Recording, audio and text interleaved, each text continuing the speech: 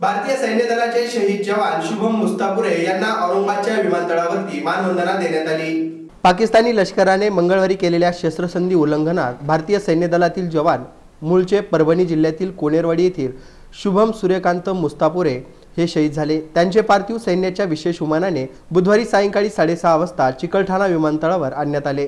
सैन्याच्या वतीने विमानतळ परिसरात सलामी देण्यात आली। या प्रसंगी मोठ्या संख्येने विविध शासकीय अधिकारी, लोकप्रतिनिधी आणि नागरिक उपस्थित होते। रात्री 7:30 वाजता रुग्णवाहिकेत शहीद शुभम यांचे पार्थिव सैन्याच्या तुकडीसह परभणीकडे रवाना करण्यात आले। यावेळी विमानतळावर विधानसभेचे अध्यक्ष हरिभाऊ बागडे, महापौर नंदकुमार घोडेले, जिल्हाधिकारी नवल किशोर राम, पोलीस उपायुक्त दीपाली घाटगे, colonel H G. Menon, colonel D K. Rana, deputy commander colonel P. Kiran Kumar, major Manish Kumar, शासकीय पुनर्नियुक्त माजी सैनिक संघटनेचे राज्य सचिव प्रकाश कुलकर्णी, सहाय्यक जिल्हा सैनिक अधिकारी रावसाहेब गोरे, उपजिल्हाधिकारी शशिकांत मुदगल, पोलीस निरीक्षक शिवाजी कांबळे, सोमनाथ थोरात आदींनी शहीद शुभम यांना मानवंदना दिली।